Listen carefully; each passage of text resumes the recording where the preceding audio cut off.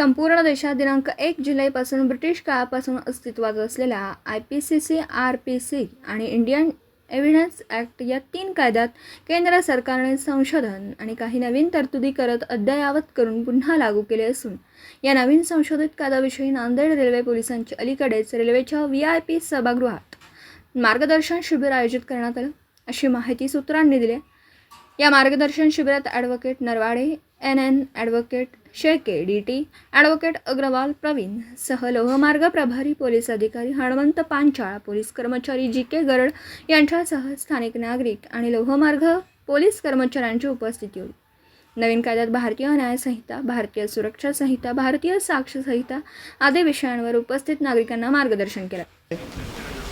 भारतीय न्याय संहिता, भारतीय नागरिक सुरक्षा संहिता आणि भारतीय साक्ष अधिनियम हे जे 2023ला कायदा तयार झालेला आहे तो आजपासून अस्तित्वात येत आहे. त्याच्यामुळे पहिले जे IPC, CRPC आणि CPC हे जे 3 कायदे आहेत यांची जागा जी आहे ते ह्या नवीन कायदे घेतील आणि आजपासून या नवीन कायद्यानुसार आपल्याला सर्व न्यायिक प्रक्रिया करावी लागेल आणि जुन्या ज्या केसेस आहेत ते मागील कायद्यानुसारच म्हणजे जुनी IPC, CRPC आणि CPC याच्यानुसार ते निकाली लागतील किंवा ते त्या पद्धतीने काम करूया. त्याच्यामुळे साहेबांनी आम्हाला येथे आमंत्रित केलेलं आहे, 2 शब्द बोलण्याची संधी दिलेली आहे. त्याच्यामुळे मी IO साहेब PI साहेबाचे आभार मानतो आणि अग्रवाल साहेबांनी अतिशय उत्तम मार्गदर्शन केलेलं आहे. नरवाडे साहेबसुद्धा माझ्यासोबत आलेले आहेत आणि आम्हाला त्यासंबंधी आनंद झालेला आहे. 3 कायद्याची अंमलबजावणी सुरू झालेली आहे.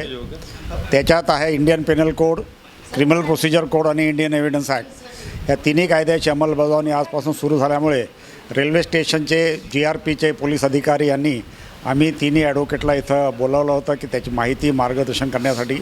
मी सर्वांतर्फे त्यांचा फार फार आभारी आहे. नवीन कायदे हे जुनेच कायद्याचं एक परिवर्तन केलेले कायदे आहेत. काही कलम त्याच्यात समाविष्ट करण्यात आलेले आहेत, काही कलम वगळण्यात आलेले आहे. काम करताना सर्वांना थोडंसं गैरसोय होणार आहे, पण सगळ्यांच्या हितासाठी हे नवीन कायदे केलेले आहेत. याच्याबद्दलही लोकसभामध्ये राज्यसभामध्ये फार चर्चा होऊन हे कायदे तयार करण्यात आलेले आहेत. येणाऱ्या काळात लोकांचं हित पाहण्यात आलेलं आहे आणि येणाऱ्या काळात कोर्टाला, न्यायालयाला, वकिलांना, पोलीस डिपार्टमेंटला थोडी गैरसोय होईल, पण नंतर एकदा सवय झाल्यानंतर हे कायदे सगळ्यांसाठी चांगले राहील असं मला वाटतं. धन्यवाद. मी रेल्वे पोलीस स्टेशन या ठिकाणी प्रभारी अधिकारी म्हणून नेमणुकीस आहे. या ठिकाणी जे नवीन कायदे आज 1 जुलै 2024पासून रात्री 12 वाजल्यापासून हे नवीन कायदे अंमलात आलेले आहेत. माननीय पोलीस अधीक्षक श्रीमती स्वाती भोर मॅडम, त्याचप्रमाणे आमच्या उपविभागाचे उपविभागीय पोलीस अधिकारी श्री मनोज पगारे साहेब, या सर्वांच्या मार्गदर्शनातून आजचा जो या नवीन कायदे जे अंमलात आलेले आहेत याबद्दल जनतेमध्ये अवेअरनेस, जनजागृती व्हावी.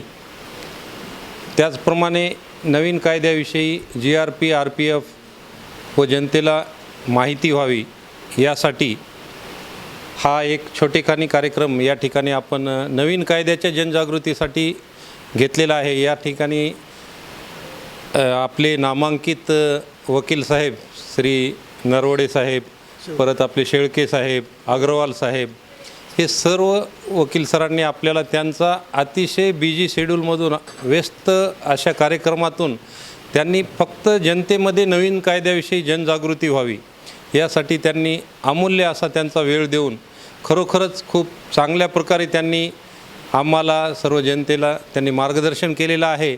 आणि त्याचा आम्हाला देखील आमचं दैनंदिन कामकाज करत असताना, पोलीस तपास होत असताना, ज्याप्रमाणे आता शेळके सरांनी तर एकदम, अग्रवाल सरांनी, शेळके सरांनी खूप डीपमध्ये आम्हाला सांगितलेलं आहे. आणि याच्यामध्ये खरंच म्हणजे काही गोष्टी ज्या अनिवार्य आहेत, म्हणजे याच्यामध्ये तुम्हाला जो गुन्हेगार आहे त्याला 100% शिक्षा होणार, कारण यामध्ये इलेक्ट्रॉनिक माध्यम याचा तपासामध्ये आता आपण वापर करणार आहोत. आधीचा तपास हा पारंपरिक होता, आधी पण वापर केला जायचा इलेक्ट्रॉनिक माध्यमाचा, पण आता कसं आता बंधनकारक झालेला आहे.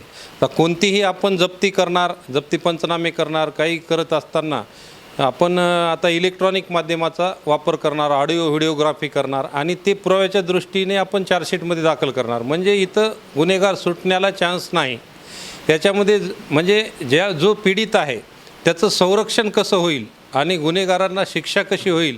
आणि म्हणजे न्यायव्यवस्थेला आधी काय व्हायचं की न्यायालयाच्या वकील साहेबांच्या सगळ्यांच्या मनात असायचं की शिक्षा व्हावी, परंतु काय व्हायचं पुराव्याअभावी त्यांना इच्छा असताना नसताना देखील त्यांना सोडावं लागायचं. कारण या ठिकाणी देश जरी कसाबने जरी आपल्या देशावर हल्ला केला तरी त्याला पूर्ण न्यायव्यवस्था, त्याला पूर्ण संरक्षण, पूर्ण त्याला लढा म्हणजे शेवटपर्यंत न्यायिक पद्धतीने त्याची केस चालली आणि शेवटी त्याला शिक्षा झाली. असं हे भारतातलं आपले लोकशाही आहे, या ठिकाणची न्यायव्यवस्था आहे.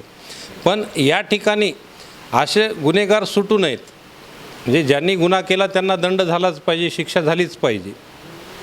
पण पुराव्याअभावी केसेस सुटण्याचं प्रमाण वाढलं होतं, तर ते होऊ नये यासाठी या इलेक्ट्रॉनिक माध्यमांचा वापर करून हे केलेलं आहे. आणि आम्ही तुम्हाला सगळ्या जनतेंना, मीडियाला आश्वासन देतो की आम्ही इतक्या चांगल्या पद्धतीनं तपास करू की आता गुन्हेगार आमच्या तावडीतून सुटणार नाही आणि आमची केस अशी मजबूत कोर्टात जाईल की न्यायालय देखील त्यांना शिक्षाच करणार आणि आपल्या खरोखर एक शांततेचं वातावरण आपल्या देशामध्ये राहील. समूळ गुन्हेगारीचं उच्चाटन करण्यासाठी हे नवीन कायदे आम्हाला खरोखरच सहाय्यक ठरतील आणि जिथं कुठं अडचणी येतील त्या ठिकाणी आम्हाला वकील सर शेळके साहेब, अग्रवाल साहेब हे नक्कीच मार्गदर्शन करतील.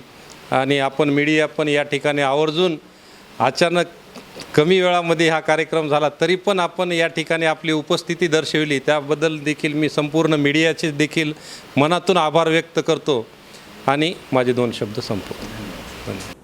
दिवसभरातील घडामोडींचा आढावा घेण्यासाठी पाहत रहा N24 मराठी न्यूज चॅनल.